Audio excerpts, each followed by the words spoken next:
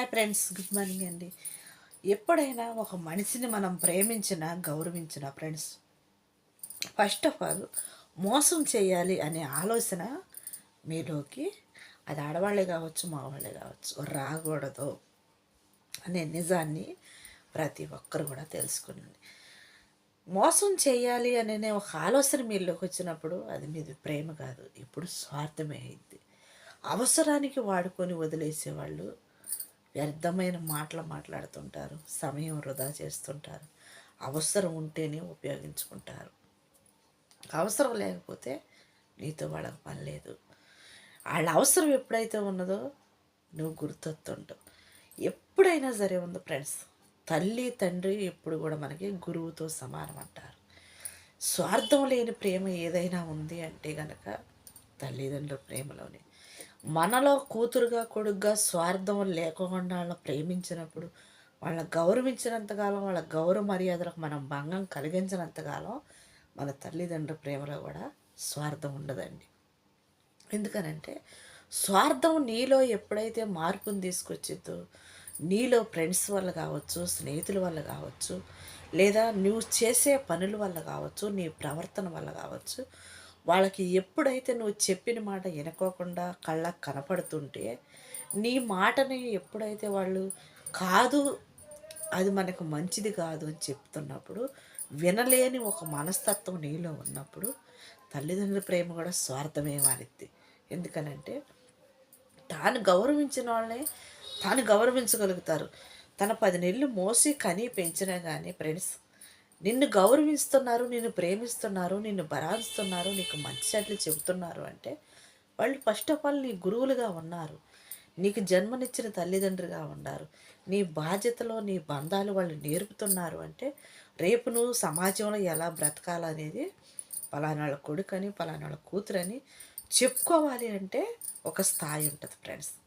అది ప్రతి ఒక్కరికి తెలుసు. ఆస్తులు సంపాదించుకునే కంటే పరువు సంపాదించుకునే వాళ్ళు, విలువ సంపాదించుకునే వాళ్ళే చాలామంది ఉన్నారు. ఈ రోజున విలువలు పరువులు అన్నీ కరువైపోయి ఎక్కడ చూసినా మోసం మోసం అన్యాయం అక్కడ జరుగుతుంది అని చాలామందికి తెలుసు.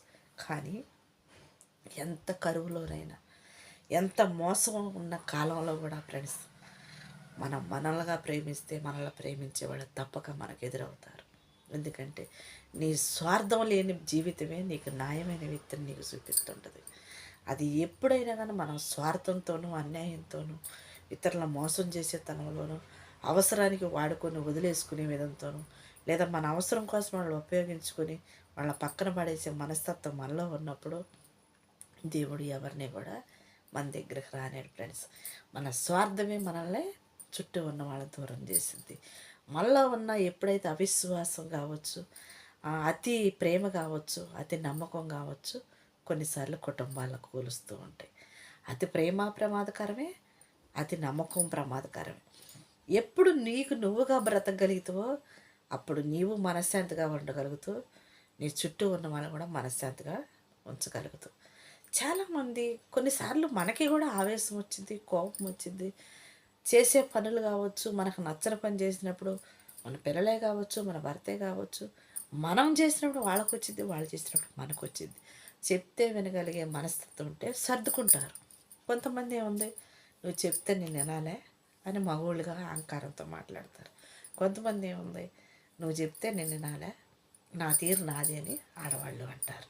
ఎప్పుడు తను సపోర్ట్ చేసేవాళ్ళు ఉన్నప్పుడు, తన మంచి చేయకోకుండా చెడు చేసినాక దానికి ఎన్ని కాసేవాళ్ళు ఉన్నప్పుడు, తన పుట్టిన నుంచో, తన బంధువుల నుంచో, తన స్నేహితుల నుంచి తనకు సపోర్ట్ అందినప్పుడు తప్పక ఎదురు తిరగటం మాట్లాడతారు.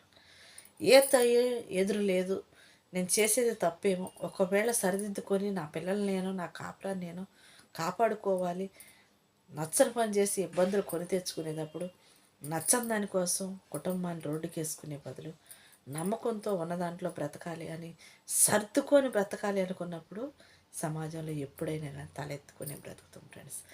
ఏదైతే కావాలి, లేని దానికోసం పరుగులు పెట్టాలి, ఎదుటి వాళ్ళకు ఉందని మనం ఏడు మానేసి, స్వార్థం మానేసి మనం సంపాదించుకోవాలి అని అనటంలో తప్పులేదు. కానీ ఎదటి వాళ్ళు ఉంది కావాలి, మనం ఏం చేసైనా సంపాదించాలి, అనుకోవటం మాత్రం తప్పే ఫ్రెండ్స్. కష్టపడాలి.